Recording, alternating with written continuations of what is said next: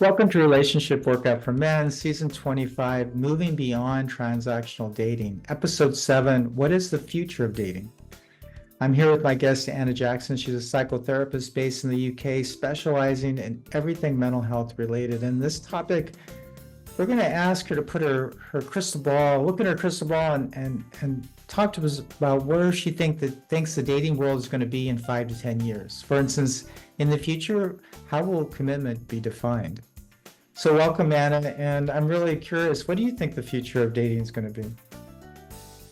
All right, so we're looking 5 to 10 years. I'm going to say marriage is reduced, less people getting married, because I think now we're at a point where in the Western world, it's 50% of marriages break down. So I think that is going to hold less value. I also think the end of a relationship is going to be more normalized. So less like, oh no, you've ended the relationship, and more, okay, well, your time together is completed. Of course, people are still going to ask, have you guys tried X, Y, and Z? Have you done counseling? All of this stuff to actually talk to. I think that's going to become more normalized as well. Marriage counseling and relationship counseling is normalized, or is getting more normalized. I think it'll be even more normalized. But I think normalizing the end or the completion of a relationship.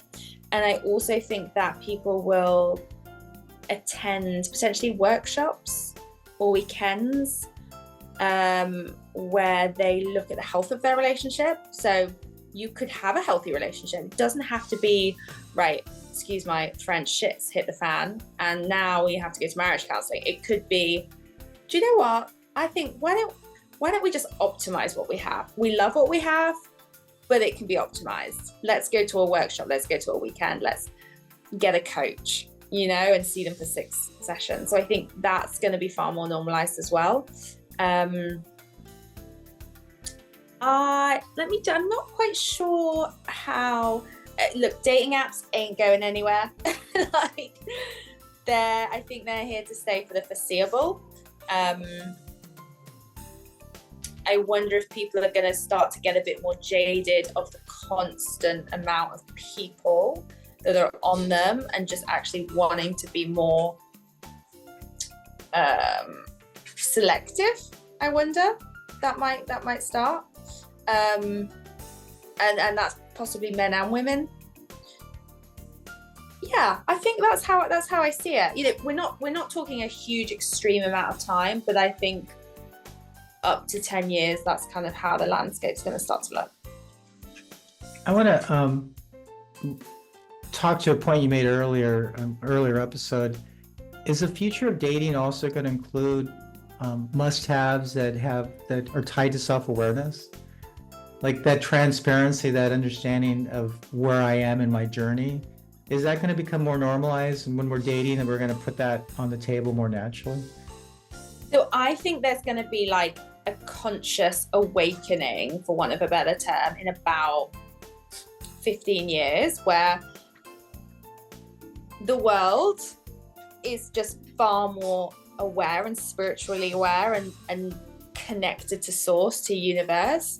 And within that uprising, or that up-leveling, people will be dating more consciously as a result of that. I don't know if that makes sense, but they're more in tune with themselves, with what they want. They're more looking at the soul level, the soul-to-soul level, as opposed to the human level. Of course, we have both, and they're both good. We need them both. We live on planet Earth. We need the soul and we need the human element. But they're going to be far more like in tune with like each other's souls. And the souls are going to be dancing much more than the humans, or dictating or leading much more than the human or the ego. I don't know if that answers your question. Well, I think that, like, for instance, just speaking as a guy, like I'll go to the gym and I know if it's a Tuesday, I'm going to work on certain muscles, right? So that's kind of a normal for me. But in the future of dating, is it normal trying to strengthen, when you talked about shadow side, strengthening those areas of weakness that I have, those demons that I have? Is that in the new normal of that just going to be a little bit more prioritized? Just like I prioritize doing push-ups, I'm like, okay, I'm working on this particular thing in my life, and I'm going to put that on the table. It's okay for me as a man, if I'm dating, to show my vulnerable stuff, my shadow side, the things that I'm working on.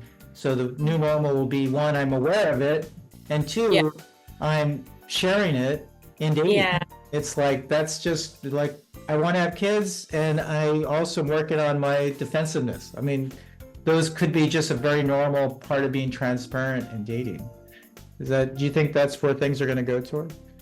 People are going to feel like they can be more vulnerable with each other. I think there's going to be more feeling. I think there's going to be more heart open as opposed to leading with heart closed. And I think that there will be a redefining of what it means to be a healthy masculine role model. And I hate speaking to what that isn't, but I have to say what that isn't is people like Andrew Tate. That is not a healthy masculine role model, but it's going to be far more like, this is going to be far more like global, like how to be a healthy, still alpha, actually even more alpha, and you can show emotion but still be strong with it. Because I think a lot of men are worried about showing emotion because they feel like the woman is going to be like, oh my god, he's weak, gross, I'm running away. But you can show emotion and still be strong and masculine with that presence. And yeah, I just feel like there's going to be a change. I just feel like there's going to be and it's already starting. I've seen it in California, I've seen it in London. It will be in all other parts of the world as well. These are just the two I've been in recently. So there's little pockets of it, and it's going to start expanding. The more we're aware of it, the more we're aware of it. It's like the more, right? So yeah, I think there's going to be I think actually it feels like, without a sweeping statement, it feels like it's going in a good direction. So it's almost like, if you're a guy dating, if you don't make strengthening your relationship skills a priority, and you're kind of missing the boat of where things are going. Like, it's almost like I think the people that we date, they're going to start to expect it. It's like, that should be just, I mean, it's almost like wealth. There's financial wealth, but then there's that self-awareness, that spiritual wealth that you bring into a relationship, which is becoming more and more important. And conceivably, if you're thinking about companionship, that's more important to a companionship, a quality relationship, than how many dollars you have in the bank account. Although that's important, I'm just saying that is going to become. Yeah, that's the human. It's important, but it's not as important as the depth and the soul. And you know what? You can have both. Well, it's a therapist I spoke to talked about happiness, right? Just using a very simple term, but you're going to be happier if you have that self-awareness, that relationship skill strength, and if that's on the table from the beginning. And maybe the future of dating is that's a big part of it. I do want to push you a little bit on marriage, because clearly with the divorce statistics and all that, it's how do you feel comfortable getting married when you know that 1 out of 2 is going to end? I can see the motivation not to get married. But I will say that the benefit of a long-term relationship is that companionship, like growing old together with someone. There's a huge benefit to that.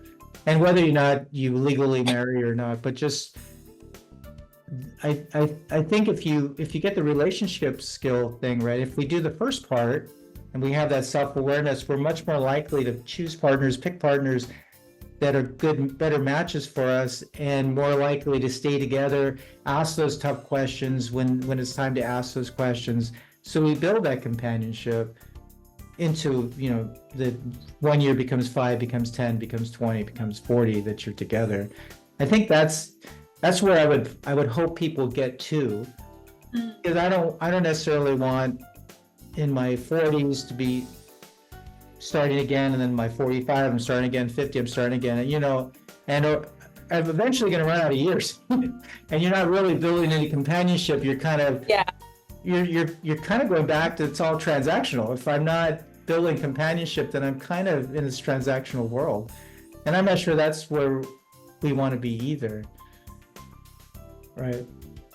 No, I think, look, I personally want to get married. I still think marriage has a place. I still think it really has a great place for families, and that real sense of like units, and we're together, and You know, I mean, you can still take each other's last names if you're not married. You can just change it. It's fine. I think there is a place for it. I just feel like people are, not that there's a bad connotation with marriage, but there are so many divorces that I think a lot of people are just like, you know what, we know we love each other. We know we're staying together by choice, and it's not by a contract, even though you can get out of the contract, but it's a lot harder rather than just going, see ya. So I think it ebbs and flows. I think there's two sides to that. I think the contract can be great, and it can also be a bit trapping. I personally want to get married, so I still want like the white dream wedding and all of that stuff that little girls dream of. But I wonder if part of that's just like the fantasy that I see in films, and but I still want it, and I think that's okay. I think that's all right. I like I said, being 18 years now, and it's a beautiful thing, and I think part of the value when you have kids, especially, is that not only do you have your companionship with your partner, but now you have a relationship with your children that you like. It's an amazing thing when they're born, and then as they get older, and that journey that you have with your kids, it's a really beautiful experience that I think speaking to men, I think we can get robbed of that. We can rob ourselves of that if we don't show up in our relationship with relationship skills strengthening as a priority. If we just take it for granted, oh, we got the wedding, I got the gal, we got married, and now I can just do my own thing. Yeah, You're probably going to not have a great outcome of that, and that's, I think, partly why there's such a high divorce rate. Is I think that as men, we just don't show up with making our relationships a priority. Like we'll put much more energy in our golf swing than we will in asking our partner, what does she need right now? And in the long term, go ahead, I'm sorry. But ask that question, would I be more upset if my golf club, golf place, what are they called? The golf course? Yeah, golf. Okay, if I think it's club actually. If my golf club told me that they were kicking me out, or if my wife told me that she was kicking me out, like where would I? And by kicking out, I mean divorce. Where would I be more upset? Right. Well, and it's also, I mean, if you look at the stick part, carrot stick, the stick part of her kicking you out in terms of broken family and the financial implications, emotional. I mean, there's all these negatives that can happen if your relationship does crash and burn. So why not strengthen it from the beginning? And I think that's a big motivation, getting back to the future of dating, why relationship skill building is an important thing. It should be just on the table as one of your point of shadow side should just be on the table, I think, for everyone. That should just, this is what I'm working on,